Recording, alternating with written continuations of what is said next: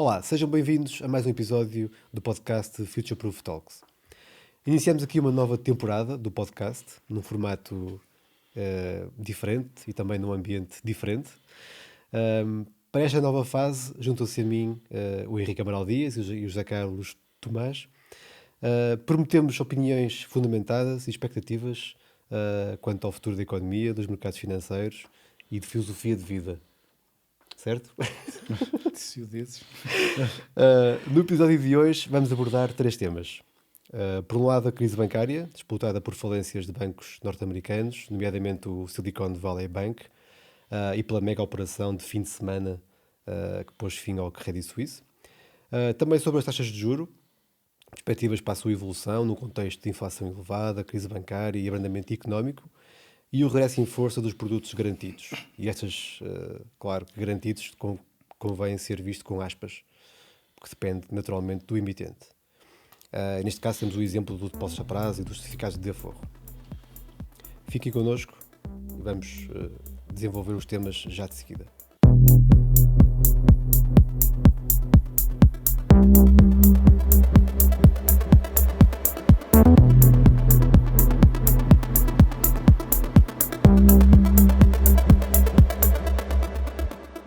Bem-vindos ao Future Proof Talks, um podcast sobre poupança e investimento com análise de expectativas para os mercados, tomada de decisão e filosofia de vida. Vítor Ribeiro, Henrique Amaral Dias e José Carlos Tomás conversam sobre o que estão a ver, a escrever e a ler com um foco no futuro. As opiniões expressas refletem apenas a opinião dos participantes e não vinculam Future Proof Wealth Advisors. Todos os exemplos, informação, nomes de pessoas ou instituições descritos e falados no podcast são apenas para fins ilustrativos e não são uma recomendação. O Future Proof Talks não é nem pretende ser um substituto do aconselhamento personalizado. Vamos então começar pela crise bancária. Parece que aconteceu há uns meses ou anos, mas o SBB basicamente foi intervencionado no dia 10 de março. Portanto, nós hoje estamos a dia 5 de abril, portanto foi há pouco mais de 3 semanas, 4 semanas. José Carlos, quer explicar o que aconteceu ao SBB e aos restantes bancos? Já agora, Sim, não foi só o SBB, não é? Exatamente. Eu vou começar por explicar o que é que deu origem e, portanto, o que é que propiciou, digamos, a crise. Como nós sabemos, na altura da Covid, a Reserva Federal entrou, digamos, como eles dizem, pull all stops, ou seja, puxou as alavancas todas e começou a comprar dívida pública americana e obrigações hipotecárias, baixando drasticamente a rentabilidade das mesmas. Subsequentemente, o governo, portanto, emitiu a sua dívida, a qual, para apoiar, digamos, a economia e colocou as suas obrigações a estas novas taxas no mercado. Portanto, a taxas anormalissimamente baixas. E, ao mesmo tempo, os apoios começaram a chegar às contas, portanto, às pessoas, ou seja, o dinheiro movimentou-se da conta do Tesouro no Fed, que foi quem comprou as obrigações do Estado americano, para as contas das pessoas. Monetizou a dívida, portanto? Monetizou a dívida, mas, sobretudo, os bancos ficaram assoberbados com uma quantidade de liquidez transcendental. Exatamente. No caso de um dos bancos que faliu, o SBB, que é um exemplo paradigmático que me vou alongar um bocadito mais, o balanço deles triplicou em 3 anos. Portanto, passou de 60 bilhões de dólares para 200 e tal. Eu não vou dar os números exatos, é só uma ideia geral. E então, de um momento para o outro, os bancos viram-se na contingência de ter que comprar, portanto, um depósito bancário é um empréstimo que uma pessoa faz a um banco e o banco tem de dar uma utilidade àquele dinheiro que pediu emprestado, arranjando um ativo que lhe permita, de alguma forma, rentabilizar o dinheiro que ter uma margem acima desse margem, não é? Porque o negócio bancário é um negócio de emprestar o dinheiro emprestado. O dinheiro que pediu emprestado não é um negócio de emprestar os capitais próprios. Os capitais próprios servem para fazer face às perdas inesperadas. Isso mesmo. O que aconteceu é que a legislação, portanto, a supervisão bancária modificou-se no sentido de os bancos terem de passar a ter uma percentagem muito mais elevada de ativos de alta qualidade, portanto os HLQAs, High Liquidity Quality Assets, que poderiam ser, indiferentemente, títulos de dívida, enfim, pública americana ou reservas no Banco Central. Só que as reservas no Banco Central, portanto, na Fed, pagam 0, enquanto os títulos de dívida americana ainda pagariam alguma coisa e, portanto, ingenuamente, do ponto de vista dos bancos, isto era o que os americanos chamam de no-brainer, ou seja, nem sequer é preciso pensar no assunto. E o que acabou por acontecer é que, enfim, por outra ordem de razões, houve um aumento que depois, enfim, não queria ficar aqui a falar excessivamente, portanto, esse aumento do balanço foi investido em ativos com uma rentabilidade baixa e com uma duração significativa, e no caso do SBB foram ativos que ainda por cima tinham a particularidade de a duração, ao contrário das obrigações tradicionais. Portanto, eram obrigações garantidas pelo governo americano, mas não eram obrigações do governo americano, e que a estrutura de cash flows, portanto, eram obrigações hipotecárias, mortgage-backed securities, que a estrutura de cash flow, que representam, digamos, os cash flows de hipotecas, portanto, não são... Há uma diferença entre, portanto, um cash flow de uma hipoteca, que é uma prestação que tem uma componente de juro e uma componente de reembolso de capital, e uma obrigação normal que só paga juro e depois há um pagamento de bolo lá no final. E o que acontece é que essas obrigações têm a particularidade, apesar de ter uma maturidade expectável de 30 anos, a duração é muitíssimo mais baixa, por razões que depois posso explicar. Mas o que acontece é que nas alturas em que a taxa de juros começam a subir, a duração aumenta em vez de se manter. Há maior sensibilidade. Inversamente, quando as taxas de juros descem, em que o banco ou o investidor iria beneficiar da duração dessas obrigações, a duração tem tendência a diminuir drasticamente, ou seja, portanto, mais que desaparecer. Os bancos foram apanhados na curva.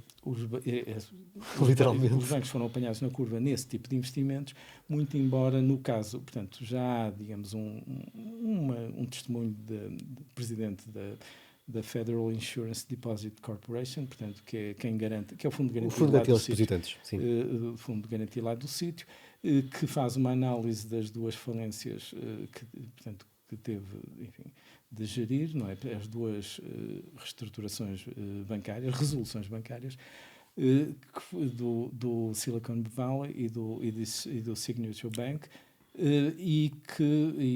portanto, para além desta questão das obrigações, também pelas perdas, pela forma da resolução e das perdas que estão associadas, também haveria problemas na questão dos empréstimos, da carteira de empréstimos.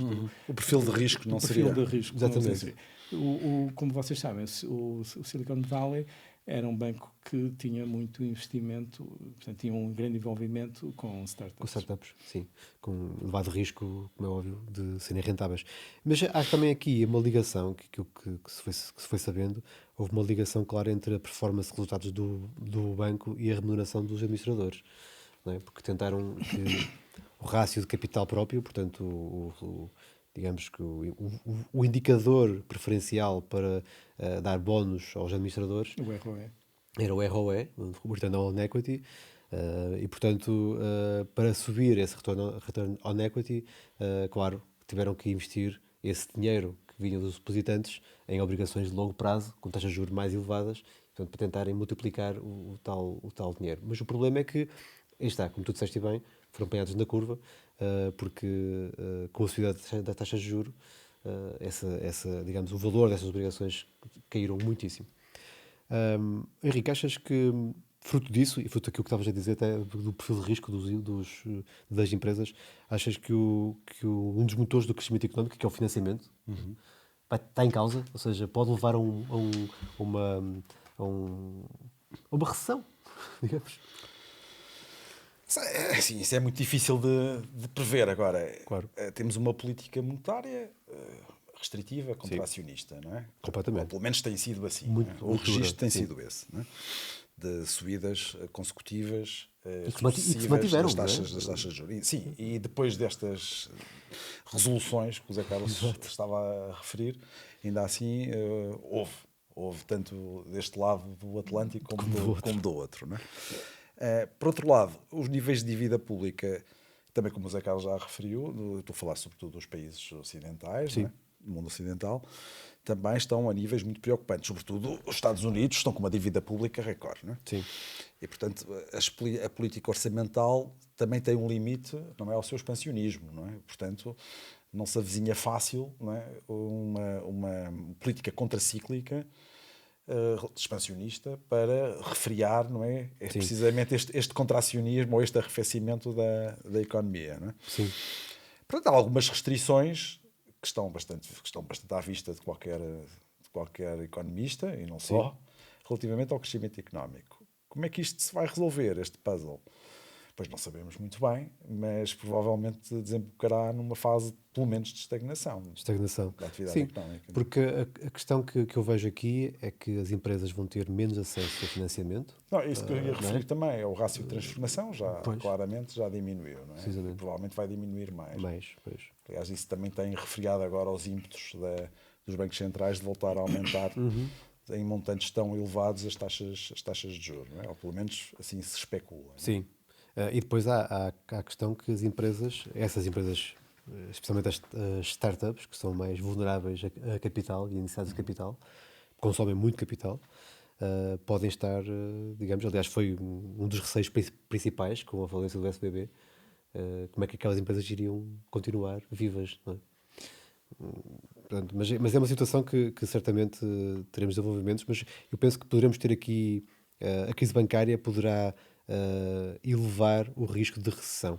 Aliás, nós vinhamos do mês de janeiro muito forte, até os mercados financeiros, os mercados acionistas tiveram uma performance incrível, não é? Mesmo em termos de obrigações também, houve uma certa queda das obrigações, taxas de juro, e de repente, até me lembro que o Powell faz um discurso no dia 8, penso eu,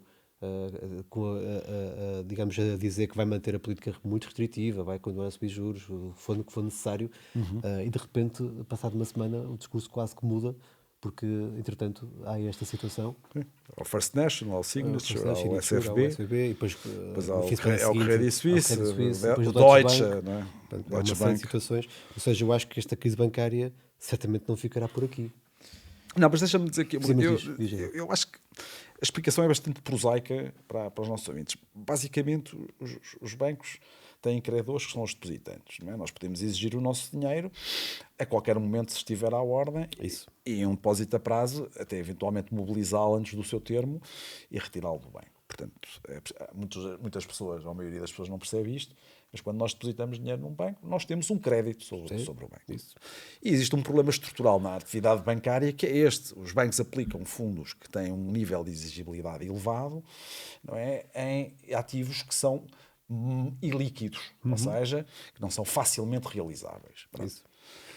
Porquê? Porque os empréstimos hipotecários são tipicamente empréstimos de longo prazo.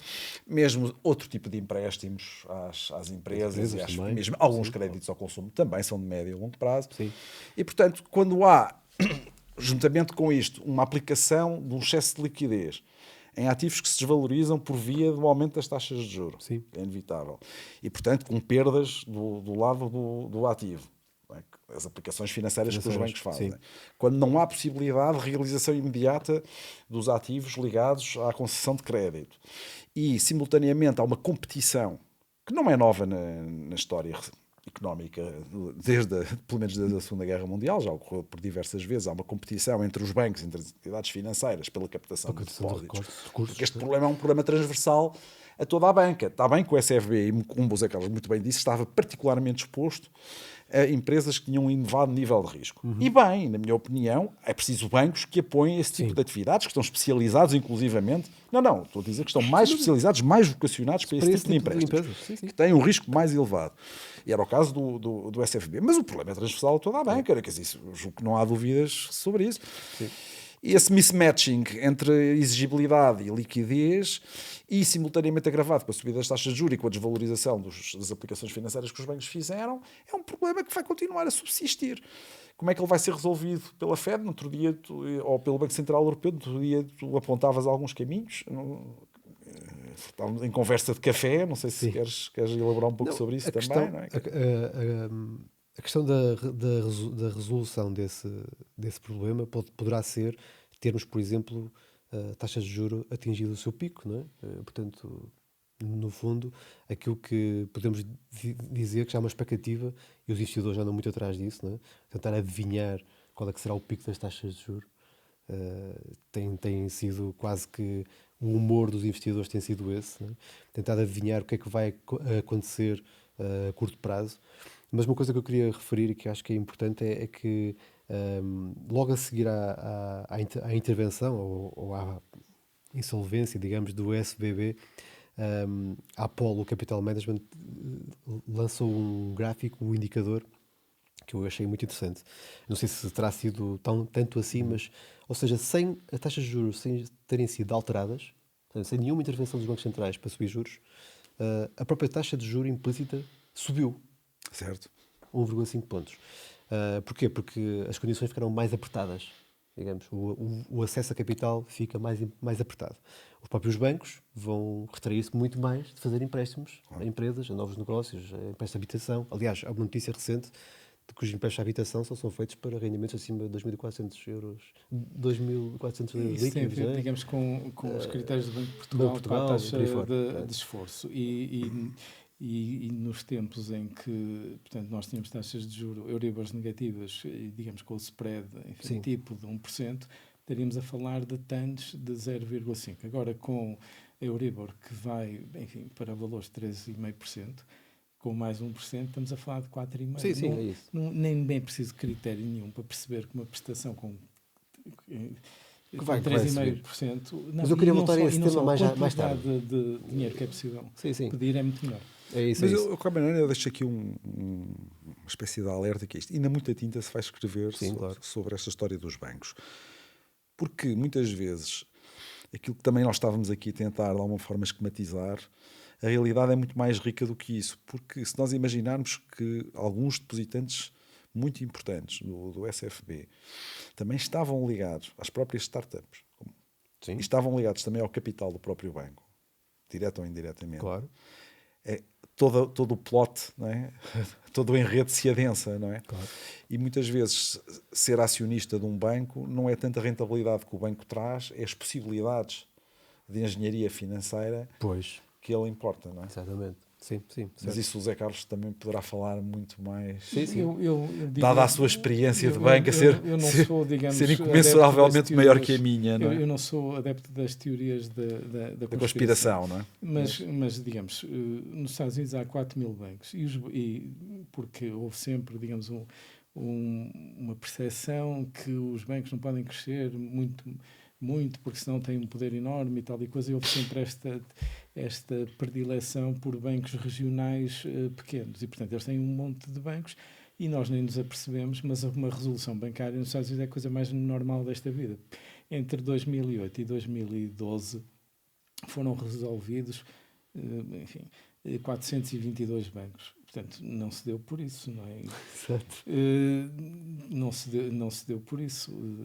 E os bancos, toda a supervisão bancária é feita na perspectiva que, pelo menos nos Estados Unidos, que os bancos hão de falir. Exato. E nós já chegámos a ter cerca de 10.000 bancos nos Estados Unidos, agora temos 4.000 entre fusões e os que foram ficando no caminho. Porque, de facto, o negócio bancário é um negócio muito arriscado. Portanto, não faz sentido emprestar os capitais próprios, porque o capital alheio para uma empresa tem de ser a fonte de financiamento mais baixa, e emprestar os capitais próprios, para os quais eu quero ter uma rentabilidade compatível com o facto de serem capitais próprios, não pode ser feito emprestando todo o meu dinheiro, todo o meu capital, digamos, a empresas, porque então, à partida, tenho logo uma taxa de rentabilidade inferior aos meus capitais próprios e não tenho de pagar impostos, portanto, aquilo é um investimento absurdo. Portanto, o negócio bancário é o que se chama lá fora, portanto, spread banking. Eu empresto o dinheiro que me emprestaram. E o capital serve para fazer face às perdas inesperadas, da mesma maneira que as previsões que vão sendo feitas serve para fazer face às perdas de crédito ou outras que já são esperadas. E, por outro lado, isto é o número 1 do beabá do negócio bancário. E a segunda questão que nós temos aqui, que é fundamental para perceber um banco, é que um banco faz, como o Henrique explicou, mas que eu vou resumir em 2 palavras, transformação de maturidades. Ou seja, empresta a um prazo sempre maior do que aquele que pede, com os recursos que são quase curto prazo, a curto prazo ou exigíveis à vista. Imediato. À vista. E depois os bancos têm um problema, portanto, diz-se que num cenário de taxas de juros elevadas é muito mais favorável aos bancos, porque os bancos podem colocar dinheiro a taxas mais altas, mas não é bem assim, porque o que é fundamental... Ser assim, se a curva for... Exatamente, claro. Exatamente. O que é fundamental é que as taxas de curto prazo sejam mais baixas do que as taxas de longo prazo. Claro. E o que nós temos agora é a curva de taxas de juros invertida. Sim, claro. Que é o pior cenário possível para um banco. Por outras palavras, eles estão a colocar... E para uma economia. E para uma... Isso aí já... Eu posso fazer uma pergunta a ti, ó Vitor, uma pergunta provocadora, não é? E a ti e ao Zé Carlos. Vocês têm mais experiência de banca do que eu. Feliz ou infelizmente, não sei. Não vou especular também sobre isso, mas é assim. Antes desta situação do SFB, e mesmo antes desta espiral inflacionista, havia algumas tensões inflacionistas. Sim. Certo? Claro. Era expectável que no curto, médio prazo, não é, os bancos centrais interviessem e aumentassem as taxas de juros. Precisamente. Julgo que seria mais ou menos pacífico. Não, se calhar, nesta dimensão. Não acham estranho... Pergunto, mas isto é mesmo uma pergunta ingênua da minha parte. Não acham estranho que tipos tão sofisticados, ou supostamente sofisticados, que estão à frente dos bancos, não prevejam estes cenários e não acautelem a sua estratégia em função por isso, disto? Eu percebo o que estás a dizer. Mas ou seja, porque as tensões inflacionistas já eram emergentes nos Estados Unidos. Posso explicar o que é que aconteceu? Eu já disse há bocado. Não, mas estou a falar do ponto de vista geral. Não, porque mudou, digamos, mudou o diretor financeiro, antes que era uma senhora, que só fazia aplicações até 18 meses de maturidade, depois veio um novo diretor e, para além do mais, eles tiveram um ano sem o Chief Risk Officer. E, portanto, estas coisas, os desastres acontecem, portanto, nos sistemas complexos, quando falham 2 ou 3 coisas. Não basta falhar, todos os sistemas complexos têm redundância. E um avião caiu não porque falhou uma coisa, mas porque falharam 4 ou 5. Está bem, mas tu repara, o que é que o Vitor estava... Mas espera aí, o que o Vitor estava a dizer é que pode não ser só fumo, pode ser fogo. Ou seja, que esta pressão sobre a banca é uma pressão generalizada também. O SFB tem razões particulares, tem. Que tu estavas a apontar e muito bem. Mas esta pressão sobre o sistema financeiro é transversal neste momento. E o que eu pergunto é, assim, nem os bancos centrais, nem as administrações dos próprios bancos souberam prever esta dinâmica. Porque não é para mim, enquanto economista, não me parece uma dinâmica altamente complexa de perceber. Quer dizer, souberam no sentido não souberam precaver. Que investiram em dívida pública, não é? Agora, investiram em dívida pública com maturidades longas. Longas e taxas de juros muito baixas. Taxas muito baixas, altamente sensíveis a algumas até negativas. Não é? Algumas até negativas, claro. E a questão aqui é que muitas dessas remunerações, e é por isso que eu falei há bocado, da remuneração da gestão, dos administradores, está muito ligada à performance dos capitais próprios. Aliás, eu sempre ouvi falar na banca no return on equity. Era preciso que fosse acima de 10 dígitos. Certo. Não é? E porquê? Porque a remuneração certamente estaria ligada... Saudades dos tempos dos 2 dígitos. Pronto, mas estaria ligada aí. Eu acho que há um conflito de interesses. Não é? Um princípio, talvez, de agência, não é? Certo, do agente principal. Agente principal, claramente. E que esses interesses não foram acautelados. Então, afinal, aquele artigo é fumo ou é fogo? Aquele artigo que tu escreveste. Eu acho que há fumo e há fogo. Ou seja, a crise bancária provavelmente não vai ficar por aqui. Certo. Acho que vamos ter uma crise mais densa no futuro próximo.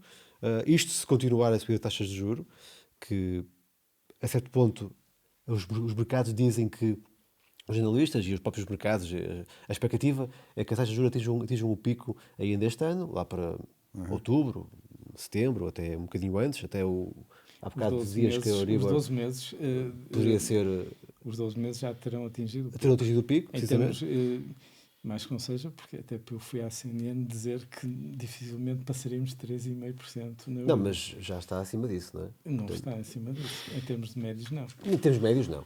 Pronto, mas agora esqueci-me o que é que ia dizer. A perspectiva, digamos, é que, portanto, inclusive os 12 meses já começaram, digamos, a mostrar algum enfraquecimento e agora, por força das subidas graduais da taxa de depósito do BCE, os 3 e os 6 meses irão chegar aos 3,5%. Sim, claro. Sendo que o que está no mercado... Mas esse assunto era mais para a frente, Zé Carlos. Tudo bem, não... Tudo bem. Não queria que eu raciocínio, mas eu queria... Como veio a propósito... Eu sei que sim. Não, mas vamos falar mais à frente disso. Eu queria só concluir aqui a questão da expectativa, taxa de juros. E o que os mercados vão refletindo é que há a expectativa que, como estamos a dizer, que as taxas atinjam esse pico em meados deste ano. Já há algumas, digamos, expectativas também, mesmo de alguns terminais, alguns jornalistas, tipo a Bloomberg ou até a Goldman Sachs, que já atiram para que a Fed vai descer juros já a partir de junho. Certo. Bem, isso é uma mudança muito radical. Isso seria necessário, penso eu, se houvesse um grande colapso. Por isso, quando há bocado me perguntas se há fumo ou se há fogo, é provável que a crise dure muitos anos. À partida, eu julgo que o problema da dívida não se vai resolver e vai impactar muito os bancos. Aliás, já se nota o aumento do incumprimento. Penso que as falências vão aumentar. Isso vai criar uma pressão muito grande nos bancos e vai levar também à contração da própria dívida e a que o crescimento seja mais lento. Os investidores, e aqui é a parte que eu acho que é mais importante na minha ótica, é que se protejam do ponto de vista das maturidades. Aliás, nós vamos falar sobre isso daqui a pouco. Começam a surgir oportunidades de investir mais no curto prazo e que são mais rentáveis do que eram, ainda assim com taxas de juros reais negativas, face ao que é a inflação. Mas há bocado, e voltando agora aqui um bocadinho ao tema da crise bancária, estavas a falar um bocadinho Carlos, da questão de haver muitos bancos nos Estados Unidos e que, entretanto, eles foram diminuindo. Exatamente. E eu acho que há aqui uma situação que é, ao longo das últimas décadas, talvez já décadas, porque já vamos 2 décadas provavelmente deste efeito, não só nos Estados Unidos, mas também na própria Europa, que há quase que uma força indicadora, não é, do Banco Central a dizer para os bancos haverem fusões e aquisições entre bancos, ou seja, haverem bancos cada vez maiores. E a questão que eu coloco é, a criação de megabancos, não podemos estar a caminho do demasiado grande para ser salvo? Mas, como eu disse, os bancos são supervisionados na perspectiva de que vão falir, que é mesmo isso, até porque é um negócio altamente alavancado e ouvi umas estatísticas de um professor americano, num destes blogs, que essencialmente dizia que um banco tinha 5 vezes mais hipóteses de ser mal sucedido do que ser bem sucedido. Ele fazia lá umas contas, como os bancos tinham existido, os que tinham falido, os que tinham sido fundidos, e portanto ele chegava lá a esse número. E a perspectiva, e o que altera da crise de 2008 para agora é as diretivas de recuperação e resolução bancária, que, portanto, ao nível europeu. Já vamos na primeira, agora vamos na implementação da segunda. E os bancos têm de ter, digamos, por um lado, fundos próprios mais elevados que tinham na altura, em termos dos ativos ajustados pelo risco, mas, sobretudo, têm de ter passivos que são elegíveis para fazerem face a uma recapitalização do banco. E que tem de ter 2 componentes. Uma que é ser esmagado, e a segunda já estar ali o que eles chamam de capital buffer, que é os novos fundos próprios, ou seja, as próximas falências bancárias que existiram vão ser por bail-in em vez de por bail-out. E depois a questão é saber, dentro do conjunto de passivos elegíveis, portanto, da graduação de passivos que os bancos têm. A hierarquia que se falou muito agora do Credit Suisse. Há uma hierarquia nos bancos que, de certa maneira, é salvaguardadas as devidas proporções, porque é muito mais simplificada, que é uma hierarquia parecida com a hierarquia que nós temos no Código de Insolvência e Recuperação de Empresas, em que temos os credores garantidos e privilegiados, temos os credores comuns, temos os subordinados e depois temos isso traduzido para os bancos, isso temos os depositantes. Temos primeiras obrigações hipotecárias que têm direito, portanto, a que parte dos ativos do banco estejam hipotecado a essas obrigações, ou as obrigações, portanto, esses ativos ainda estão no balanço, ao contrário das titularizações, em que os ativos são vendidos para sair fora do empresa. balanço. Sim. Ali não estão no balanço, mas há ali uma sobrecolateralização daquela obrigação. Portanto, esse passivo, as obrigações hipotecárias, são mais seguras do que os próprios depósitos dos bancos. Depois temos o depósito garantido até no caso europeu, 100 mil euros, nos Estados Unidos, 250 mil, que se falou em aumentar até. Depois temos os depósitos acima desse valor, com alguma graduação, no caso europeu, para pequenas empresas, etc., coisa e tal, aquelas coisas que os políticos, enfim, põem. E depois temos as obrigações séniores não garantidas, depois temos as obrigações subordinadas e depois temos um conjunto de títulos que já são títulos de capital, mas que têm uma forma que se parece com juros. Híbridos. Ou têm juros, ou têm dividendos, mas que na realidade se portam um bocado como juros. Qual é a vantagem? A vantagem é que têm um custo fiscal e não é, digamos, um instrumento de capital puro e duro, que não é dedutível fiscalmente. Exatamente. O custo da remuneração desse capital.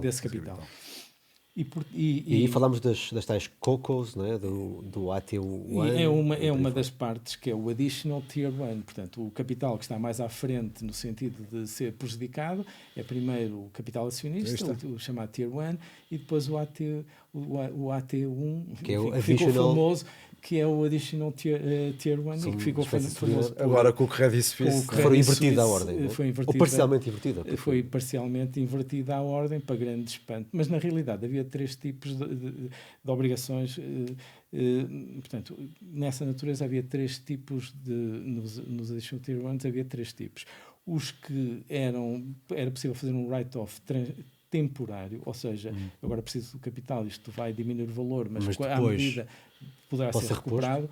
Há aquele que é imediatamente convertido numa situação de resolução e há aquele que podia ser feito, o write-off, do qual só haviam 2 exemplos na Europa, um que toda a gente já sabe e o outro que também foi citado várias vezes, que é o Credit Suisse, e o outro que, enfim, não surpreendentemente, também era na Suíça, e era o próprio UBS que também tem obrigações com essa, portanto, o contingente convertible, com essa cláusula de possibilidade de acionamento.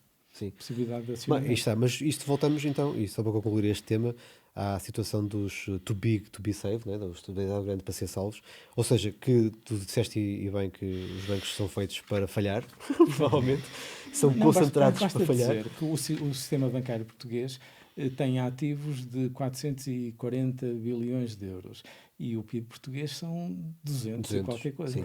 E os ativos já foram muito superiores. Houve uma desalavancagem também. Houve uma desalavancagem, houve aumento... Desde 2008 para exatamente. Para cá, só por aqui se vê que há determinados bancos que, essencialmente, portanto, não podem ser salvos. Mas isso, voltando àquela questão que tu falaste há pouco, da tal... Porque é que existe... Porque é que há esta situação? Porque é que chegamos a esta crise bancária? Será também incompetência? Má gestão? Era isso que eu queria que a gente especulasse um pouco. Não é? Se calhar sim, porque se calhar não, certeza, não é? Porque os bancos centrais sabiam que ia subir as taxas de juros, seria necessário, porque a inflação era óbvio que ia disparar. Sabiam o que é que ia acontecer a boa parte dos ativos dos bancos. Os bancos também sabiam o que é que ia acontecer, portanto ficamos aqui em quê? A culpa não morre sozinha. Por exemplo, uma questão que eu estava a pensar quando tu lançaste estas questões é em que medida é que a política restritiva não podia também ter sido conduzida pelo Estado, não é? Pela parte orçamental. Mas não foi. Quer dizer, não foi Se calhar podia ter sido pelo menos coadjuvada a política monetária contracionista por uma política orçamental contracionista que não aconteceu. Mas em termos democráticos, em termos políticos, seria... Pois, mas se calhar poderia ser mais eficaz no sentido de conter o consumo, não é? E de conter por essa via também a inflação. Não é? Mas em termos sociais seria dramático, porque o desemprego iria aumentar provavelmente mais rapidamente. Assim, temos uma economia, como dizem os americanos... Os riscos também se avolumam à medida que as medidas... Claro, que as medidas ora, aí está. Então, em vez de termos um soft landing, não é? Digamos, uma podemos ter um hard landing. Um hard landing. Ou então um no landing, não é? Eu não vou certamente emprestar.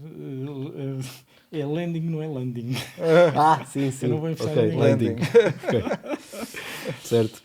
Bem, bem estão os borrowers. Exatamente. Eu para ser franco das ideias, portanto, agora com o benefício de ver o que é que aconteceu, não é?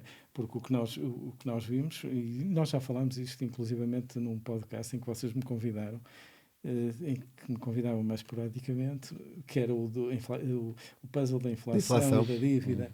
E na altura, portanto, falámos, digamos, também um bocado de como é que os governos reagiram à baixa das taxas de juros. E eu, na altura, desenvolvi, portanto, enfim, explanei a teoria que, essencialmente, eles expandiram as despesas beneficiando do facto das taxas de juros estarem muito baixas e o custo com juros no orçamento ter baixado dramaticamente, e no caso de alguns governos, nomeadamente o governo francês, desde 2008 até 2027 não vai ter um único superávit primário. Não é? Portanto, os governos atuaram de forma premeditada, digamos, a absorver todo, e que, como seria de esperar, digamos, dos incentivos que um governante tem, não é? Que é de ser agradável à população, utilizando toda a folga orçamental que tiveram. Claro. Portanto, de todas as ideias, portanto, e claramente houve uma gestão, portanto, as taxas de juros claramente nunca deviam ter chegado a valores negativos ou próximos valores que chegaram, porque o resultado agora está visível a toda a gente. Embora eu em 2008, enfim, já tinha visto, na altura em que começou o quantitative easing, que depois, quando quiséssemos sair daí, o resultado iria ser este, nomeadamente perdas enormes, portanto, nas carteiras dos bancos e nas próprias carteiras dos bancos centrais. O FED tem perdas potenciais de $1 trilhão de dólares nos títulos que comprou, e de todas as ideias que eu vi a que recolheu a minha simpatia, ou seja, de género, eu subscrevo esta, não é? A que eu achei mais interessante era que da próxima, portanto, como é que nós chegamos a este tipo de taxas de juros e a este tipo de quantitative easing? Ok, vamos pôr as taxas de juros a zero, e agora que isto não funcionou, vamos começar a comprar títulos, pronto. Mas a coisa podia ter sido feita de uma forma diferente, que era, ok, vamos pôr as taxas de juros a 2% e vamos comprar títulos a 2%.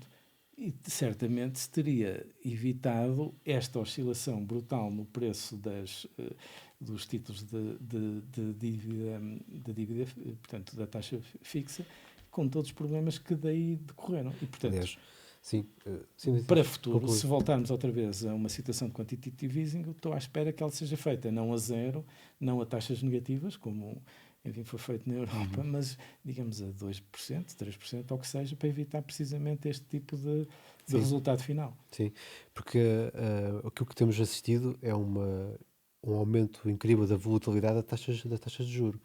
Nós temos taxas de juros a 2 anos nos Estados Unidos acima dos 5% num dado momento e, de repente, passado uns dias, abaixo dos 4%. Portanto, é uma volatilidade incrível e com prejuízo da carteira dos investidores. O ano passado, por exemplo, em 2022, tiveram uma das piores performances de sempre na carteira de obrigações. Aí está.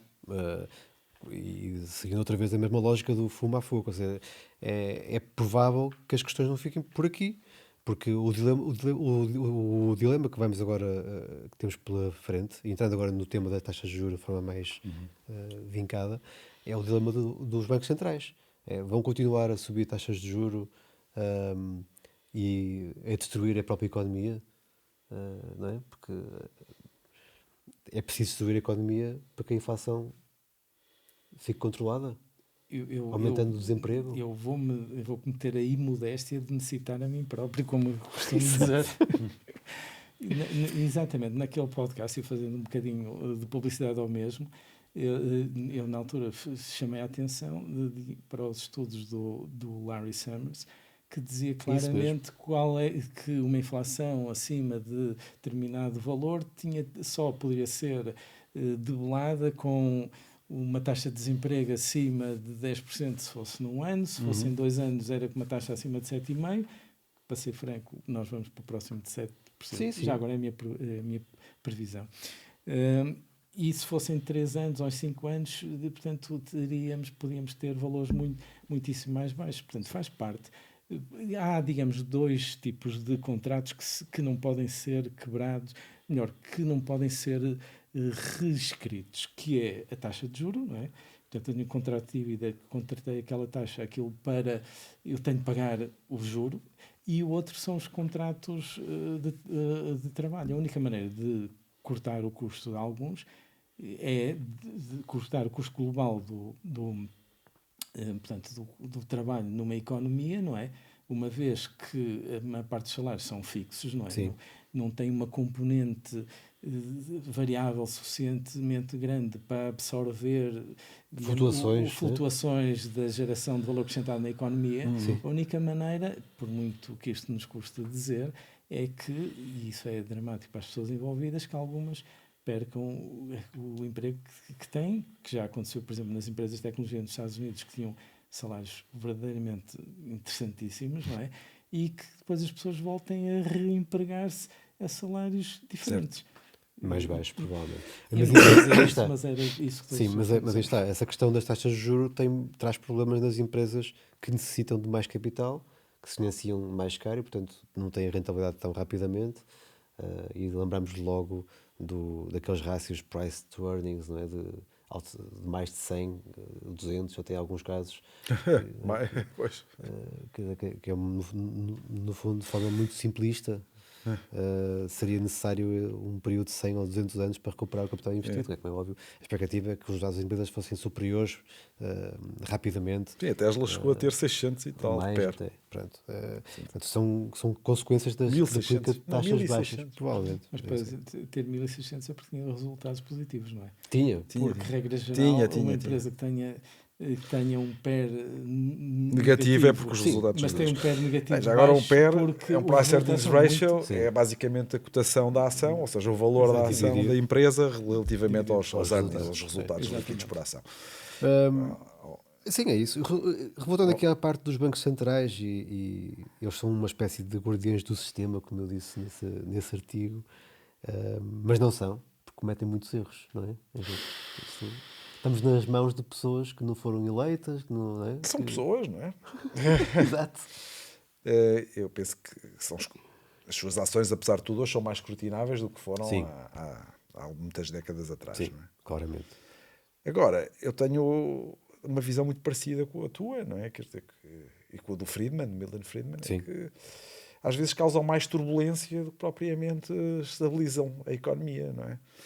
E tanto este período muito prolongado de taxas de juros nulas, não é? Não é um caso, quando estávamos a falar de absorção de liquidez, ou seja, as taxas de juros que os bancos recebiam por depositar o dinheiro junto dos bancos centrais, dos bancos comerciais. Normalmente, quando têm excessos de liquidez, uma das formas de os aplicar é, obviamente, depositarem-nos junto do Banco Central, e os bancos centrais remuneram-nos, neste caso, durante muitos anos, foram negativas aqui na Europa, ou seja, na zona euro.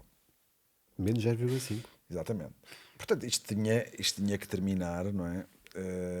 E terminar mal, na minha opinião, porque acho que uma política monetária tão soft, não é? Tão expansionista, ainda por cima cujos efeitos práticos, de alguma forma, na fase, pelo menos nos primeiros anos, foram muito, muito duvidosos, ou seja, nem se percebe bem, ainda está também por se estudar, porque isto é tudo uma história muito recente, não é?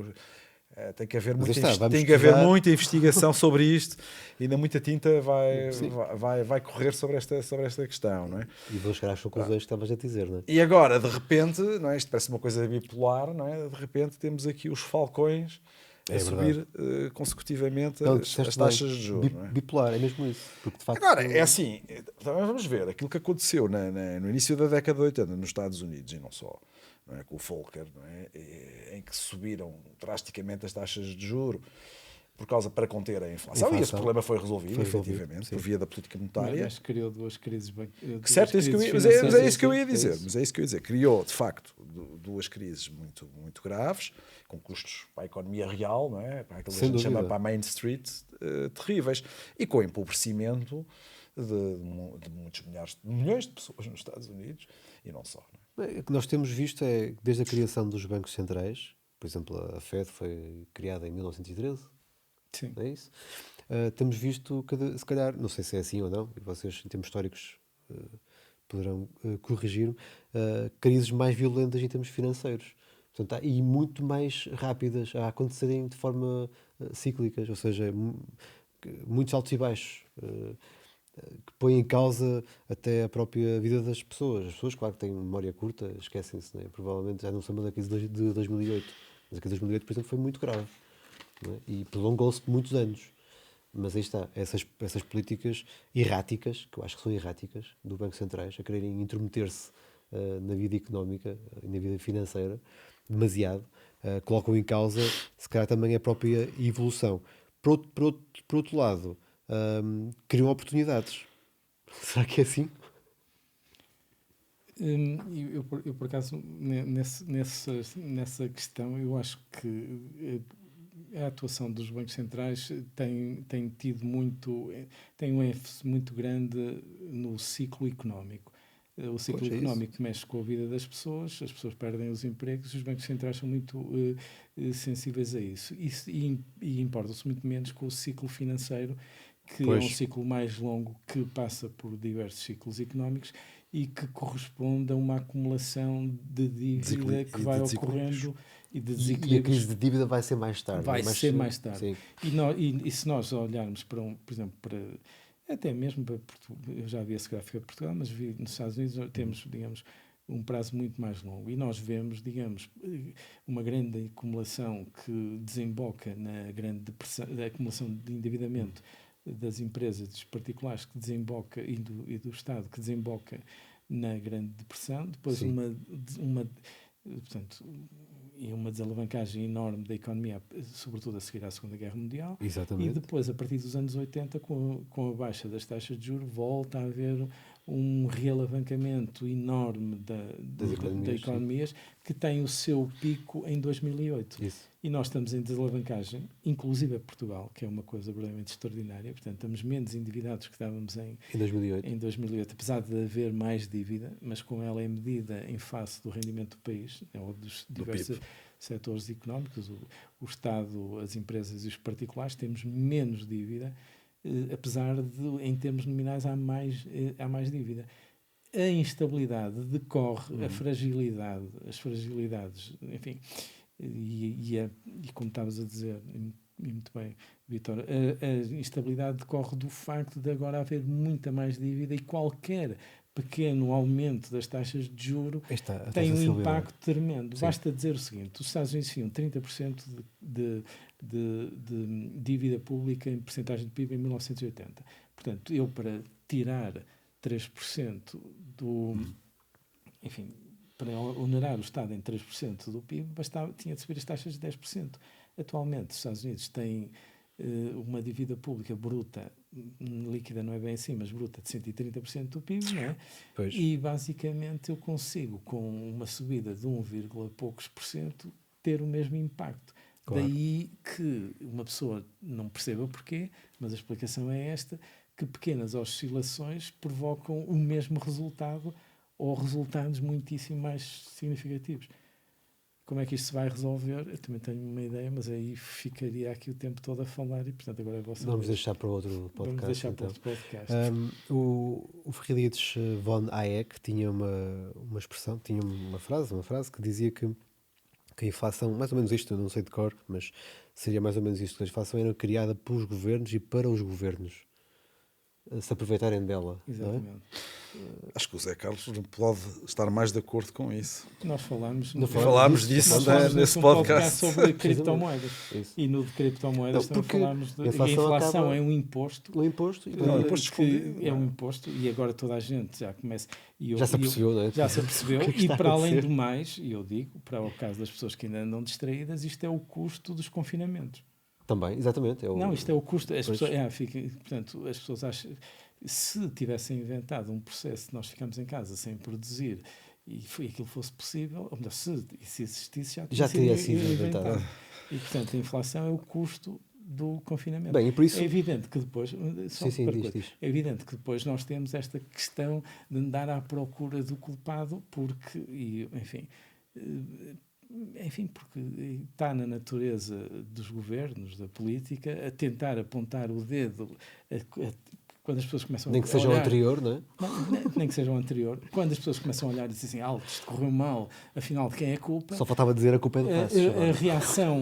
A reação, portanto, o reflexo muscular de um político é apontar o dedo numa direção qualquer que não é o próprio. Nomeadamente é a grande distribuição, é a guerra da Ucrânia, é as margens não sei de quem, quando na realidade a inflação já aconteceu na altura em que se aumentou a massa monetária. Mas o Milton Friedman dizia exatamente isto. É verdade. Depois os governos tentam procurar um bote expiatório para isto, quando na realidade eles criaram a inflação. E perante isto, convém encontrar alguém ou mais do que alguém, que uma pessoa, uma entidade que fique com essa culpa, não é? E perante isto, nós temos as famílias e as empresas a sofrerem com taxas de juros. Tu estavas a dizer há pouco, e eu cortei-te o raciocínio das taxas de juros. Queres explorar um bocadinho isso em termos de previsões? E qual impacto vão ter nos empréstimos de habitação e assim? O impacto nós já falamos mais uma vez, vais citar a ti próprio? Vou citar vocês e mostrar que nós temos um podcast que é particularmente, pelo menos nas vezes em que eu me lembro que foi as que eu participei. Nós falamos sobre o crédito à habitação num podcast, premonitório, aí para a altura de outubro, ou lá que era, e chamamos a atenção que ia haver uma redução significativa da capacidade de endividamento que está finalmente a chegar. Está a chegar, sim. Quer ao bolso de quem já se endividou, e ainda hoje... Que estão a devolver casas, não é? Não, eu acho que aí não vai... O problema não vai ser esse. Mas não queria alongar para esse lado. Eu acho que o problema vai ser mais no sentido de... O preço vai acontecer duas coisas, não é? Uma é o preço, portanto, o preço por metro quadrado o preço das coisas mais caras terá de baixar e das tipologias maiores. Sim, taxas de juros mais altas implica uma redução menor do capacidade preço de endividamento. Isso é crédito, em qualquer lado, quer para o imobiliário comercial. Aliás, em 2008 a crise foi no imobiliário habitacional, mas isso é que é, digamos, a exceção, porque todas as outras crises bancárias têm a ver com o imobiliário de rendimento, o imobiliário comercial. E esta não vai ser diferente, e isso é o que justifica que o portanto, que a banca regional, os bancos regionais estejam a começar a ser pressionados, porque eles é que são os grandes investidores, que são os que têm os grandes financiadores desse tipo de real estate, de mercado imobiliário, sim. Mas isto vinha a propósito de dizer como é que as decisões do Banco Central, neste caso o Banco Central Europeu, como é que influenciam as taxas de juros que nos interessam, que são as Euribors. Sim. Eu vou pedir aqui um bocadinho de tempo para explicar isto. O Banco Central tem Um minuto. Ok, 30 segundos eu explico isso. O Banco Central tem 3 taxas de juros. A taxa de juros de depósitos, em que os bancos... Portanto, o BCE é o banco dos bancos. Eu não posso ter conta no BCE, para além do facto de ter um passivo do Banco Central, que são as notas que andam para ir de um lado para o outro. Já expliquei isso no das criptomoedas. E, portanto, os bancos emprestam dinheiro ao Banco Central à taxa de depósito, e então, por carga d'água, há 3 taxas. A taxa de depósito, a taxa das operações de refinanciamento e a taxa de financiamento de emergência. Sim. A taxa de depósito está a 3%, a taxa dos grandes refinanciamentos a prazos mais longos está a 3,5% das grandes operações, e a taxa de financiamento de emergência está a 3,75%, mas ninguém quer ir lá pedir dinheiro emprestado. por diversas razões, não é? A primeira é que fica-se logo a saber que eu estou à rasquinha. Em português, eu sou um banco e estou à rasquinha, não é? Que é péssimo, que é uma publicidade péssima, não é? E, portanto, e por outro lado, ou seja, isto para dizer o quê? A taxa que influencia as Euribors é a taxa dos depósitos. Portanto, em circunstâncias normais, a taxa dos... Ninguém ia emprestar... Portanto, a Euribor a 3 meses, que se influencia mais, ou as outras, que são as expectativas das taxas de depósito. A taxa de depósito e a taxa de cedência de liquidez são taxas diárias. Portanto, aquilo é um financiamento para um dia. Eu deposito, sim. Num caso é um depósito para um dia, no outro caso é um financiamento de um dia de emergência que só que eu consigo se tiver títulos para dar de garantia. As repos. Se não tiver títulos para dar de garantia, o Banco Central não pode emprestar dinheiro. E, portanto, a taxa, os bancos não iriam emprestar dinheiro uns aos outros a uma taxa inferior à que podem emprestar ao Banco Central. Só como eles não podem lá pôr depósito de quantidade ilimitada, a Euribor está ligeiramente abaixo das taxas de depósito. Claro. Daí a minha previsão, em que me estendi ao comprido, e continuo a subscrever, que a Euribor não vai passar, em termos significativos, facilmente médios, dos 3,5%. Os 12 meses chegam lá mais primeiro porque incorporam uma série de taxas diárias. Exatamente. Os 6 meses vão a seguir e já estão muito mais próximos. E os 3 meses lá vão chegar, como disse o nosso governador muito bem, lá para agosto, setembro. Eu penso que até se calhar chegam mais cedo, mas pronto. Sim, é provável. Já houve vários avanços e recuos em relação a essa previsão. Exatamente. Mas... e é provável que as taxas de juros até possam descer no início do próximo ano, talvez em 2024, alguns, dependendo, claro, da evolução da economia, né? E do desemprego. O que está, digamos... E se calhar mais a inflação até. Porque os bancos centrais vão estar muito focados na inflação. Isso, digamos, é fundamental e, portanto, menos sobretudo a inflação subjacente. E o que está, digamos, enfim, nas previsões de mercado é que haja, nas previsões de mercado monetário, nas taxas de mercado monetário e nos futuros da Euribor de 3 meses, é que haja uma recessão pelo meio e que o Banco Central baixe as taxas para 2,5%. Mas aquelas taxas de menos qualquer coisa, esqueçam, claro, nunca mais a vamos ver. E não vai ficar bem nos livros de história. O facto de alguém ter tido a ideia peregrina e não muito inteligente de ter posto taxas de juros negativas. Bem, e com isto chegamos ao tópico 3, para falarmos um pouco sobre os produtos garantidos. E esta garantia tem muito a ver com o emitente, como é óbvio. E para falar um pouco sobre aquilo que são a subida das taxas de juro, levou a que houvesse mais interesse em depósitos a prazo e até num produto que aqui em Portugal se subscreveu de forma massiva, ou está a subscrever de forma massiva, que são os certificados de aforro.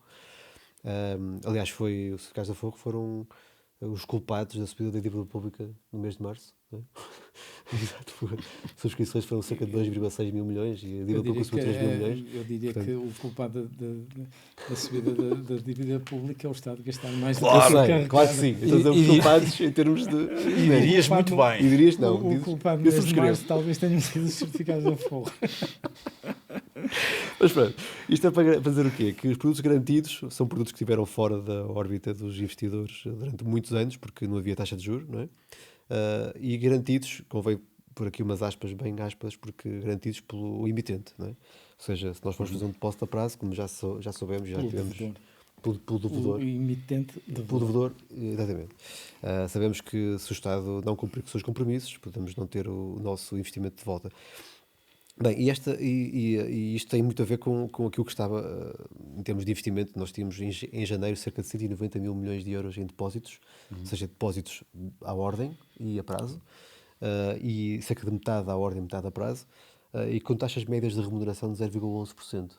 Portanto, com taxas de inflação de 9 ou 10, a taxa real estava incrivelmente boa, não é? Agora, no futuro, aquilo que se espera, e nós já temos aqui o exemplo destes mais recentes, que as taxas de depósito estão a aumentar e as próprias yields, nota-se uma procura cada vez maior por instrumentos de dívida pública de curto prazo, e os investidores aqui fazem muito bem. Até falámos há pouco que a tal inversão da curva, o que é que fez? Fez com que a taxa de juros de curto prazo sejam mais elevadas, e portanto os investidores também se focaram nesse curto prazo. Claro. e investem em dívida pública alemã, dívida pública francesa, até italiana, de curto prazo. Ou seja, tem havido uma procura imensa sobre essa dívida. De investidores, que não digo investidores institucionais, investidores de retalho até. Exatamente. Em muitos casos, investidores normais, digamos. E por isso não é de estranhar que as pessoas procurem e retirem dinheiro dos bancos para procurar essas tais aplicações de curto prazo e com taxas de juros garantidas, que no fundo são fluxos garantidos de juros e remuneração desses juros e depois o reembolso do capital na maturidade. Só que isto, e houve algumas notícias que houve uma, digamos, desculpem a expressão, uma enxurrada de dinheiro a ser depositada em fundos monetários e em aplicações de curto prazo, levou-me a pensar naquilo que vocês já conversaram aqui há uns tempos, falámos sobre isso, na crise das SLs americanas. Savings and Loans Association. Queres falar um bocadinho sobre isso, Henrique? O que é que aconteceu, no fundo?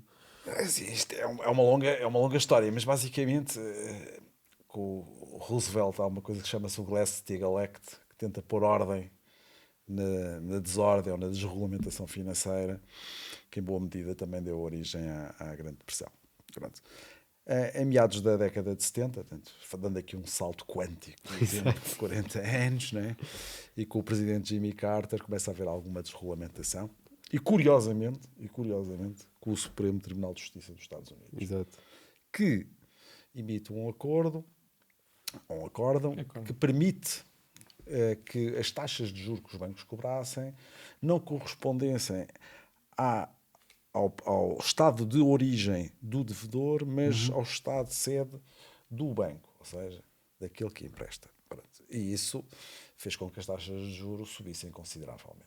As Savings and Loans Associations eram basicamente instituições que emprestavam dinheiro para a habitação, portanto, empréstimos hipotecários, e que tinham até um ligeiro benefício que vinha do Glass-Steagall Act de 1983, que era poderem oferecer aqui um diferencial de taxa de juros maior do que os bancos comerciais. Exato.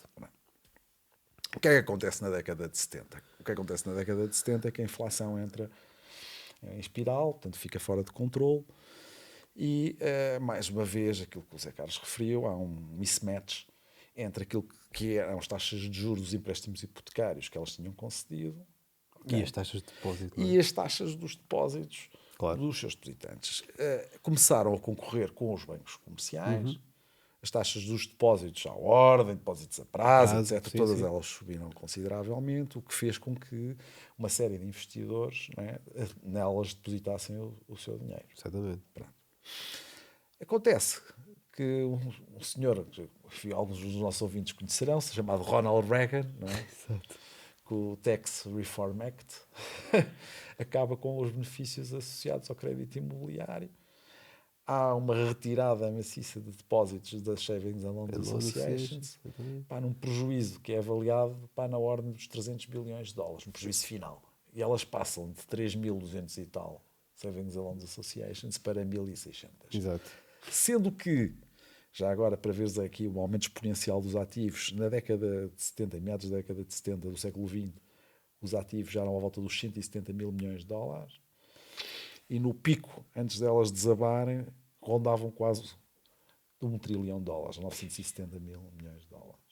E, portanto, isto estou a falar em valores à época, não atualizados para hoje. Hoje seriam, obviamente, valores muito maiores. Sim.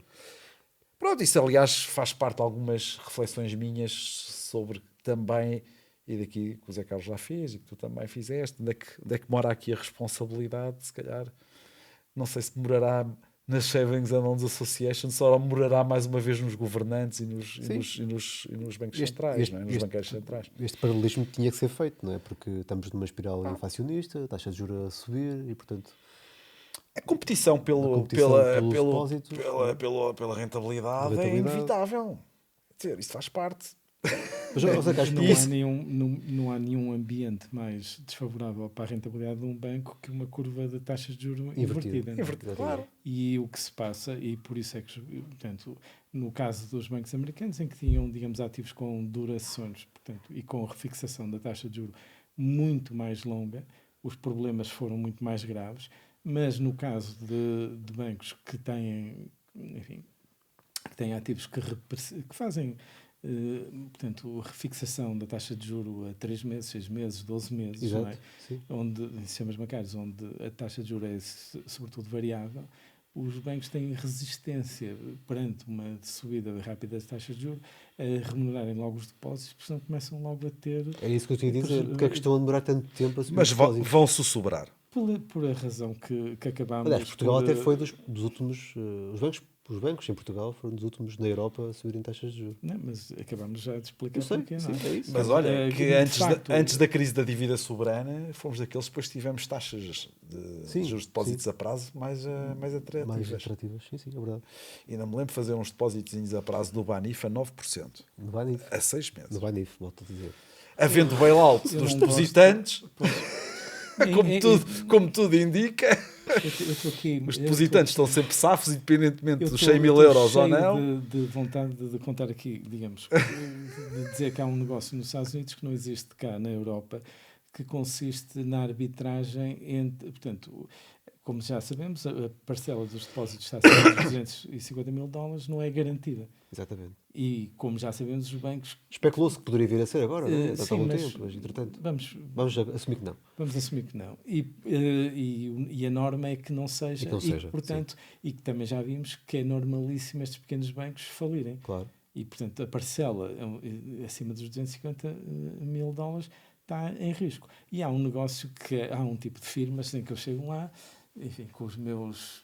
Enfim, agora vou ser otimista, 5 milhões de dólares, e eles pura e simplesmente abrem contas em 4, 20 bancos. Que é para... Cada uma desses depósitos ficar abaixo dos 250 mil. Portanto, eles distribuem. E o que aconteceu, e outro dos grandes problemas do SBB e do Signature, é que no caso de um e do outro, a quantidade de depósitos não garantidos, ou seja, acima dos 250 mil dólares, quantidade, não em número de depósitos, Sim. mas em quantidade em valor monetário, era quase próxima de 90%. Ou seja, não admira o pânico que se gerou e a quantidade absurda de dinheiro que um dos bancos perdeu 20% dos depósitos em horas. Sim. Outro perdeu 40% num dia e tal. Sim. E depois, e como é habitual nos bancos, as crises bancárias são sempre ao fim de semana. Aliás, quando há uma crise bancária séria num país, nós à sexta-feira, mas daquelas do género 1892, nós à sexta-feira, enfim, vamos para casa e depois segunda-feira os bancos não abrem durante bastante tempo. O Lehman também, em 2008, também foi no fim de semana. Não, que a coisa... várias decisões ao fim de semana. E agora também, no fim de semana de é 10. um dia aziago para quando eles têm mais tempo a jogar Para golfe. jogar, Têm mais tempo a Calhar jogar por isso. golfe, podem fazer para a decidir. resolução das A resolução coisas. fazem. Não, aliás, houve a questão do SBB no fim de semana de 10 de março. Esta foi março. muito proletariado. Mas Passado- esta contra o golfe. Passado uma semana foi a questão do Credit Suisse e a seguir falou-se do Deutsche Bank, que não chegou a concretizar-se. Bem, Eu, por acaso, Não chegou, mas... Não, mas eu por acaso eu gostaria de fazer aí, digamos, defender aqui o Deutsche O Bank. golfe, não. Não, Ah, defender pronto. o Deutsche Bank. O que surgiu, portanto, surgiram aí, sim, são digamos, casos opiniões. diferentes. Sim. Não é só isso. Digamos, o que é que foi aventado como exemplificativo do risco? Portanto, surgiu para aí uma série de quadros com as perdas que os bancos teriam, olhando só para o lado em termos de títulos de taxas de juros, olhando só para o lado do ativo, não partindo do princípio que também há quer derivados de cobertura, quer, portanto, obrigações passivos que de alguma forma mitigam aquele risco, porque comportam-se de forma, portanto, fazem Amortecedora, não é? e fazem um matos de liquidez, porque aquilo funciona por buckets de liquidez. Portanto, esta liquidez, este financiamento está, digamos, casado com aquele empréstimo, este com este, mas é claro que os bancos fazem transformações de maturidades e, portanto, nunca estão verdadeiramente casados. No caso do Deutsche Bank, falava-se na questão dos derivados, que eles tinham 48 trilhões de... Sim, uma exposição 48 muito grande mil bilhões e era uma exposição nominal, mas é preciso explicar duas coisas. A primeira coisa é que há dois tipos de derivados.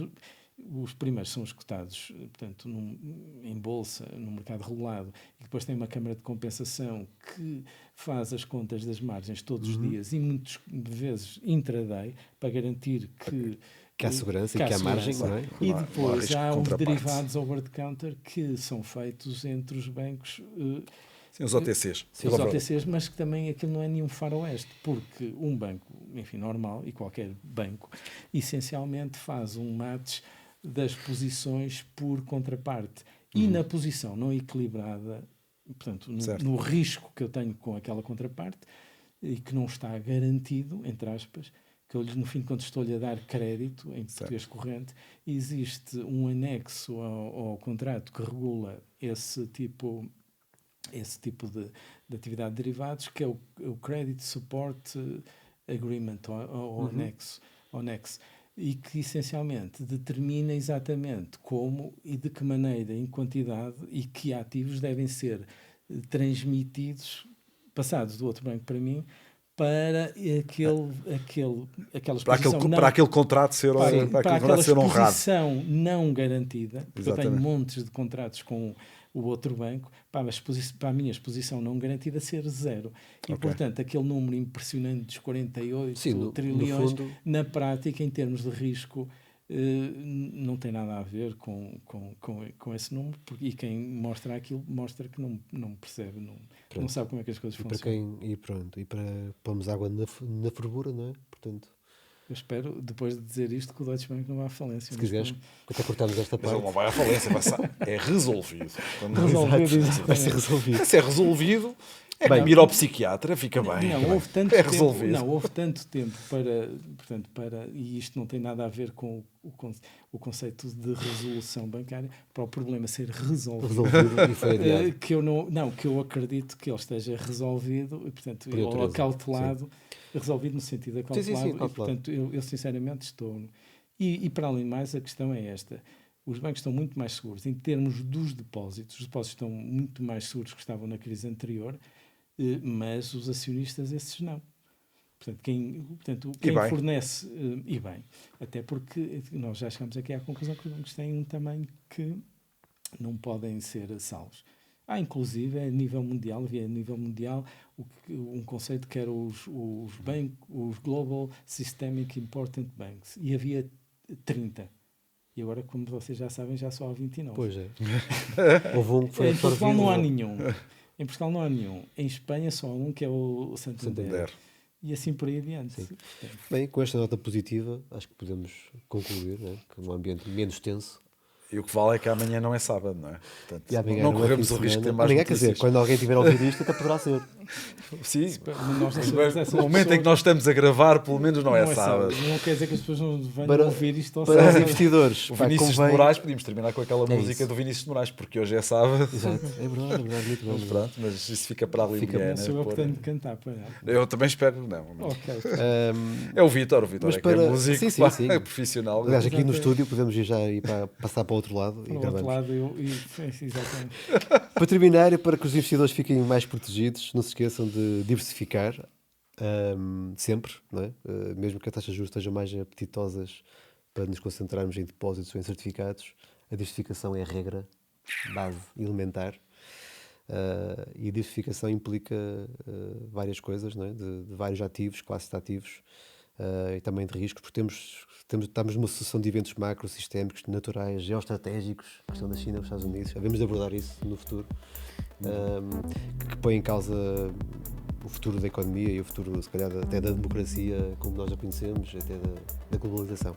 Fica para outros episódios. Obrigado. Eu só queria deixar aqui uma nota, que é, quando as taxas estão baixas, provavelmente os ativos de risco estão a preços elevados. Quando as taxas estão altas, provavelmente avizinha-se a altura em que os ativos de risco vão estar a preços bons níveis para investir. E, portanto, é preciso, como dizem os americanos, manter a pólvora seca, porque isto, para poder disparar. Ou então aquela fase do cash is king.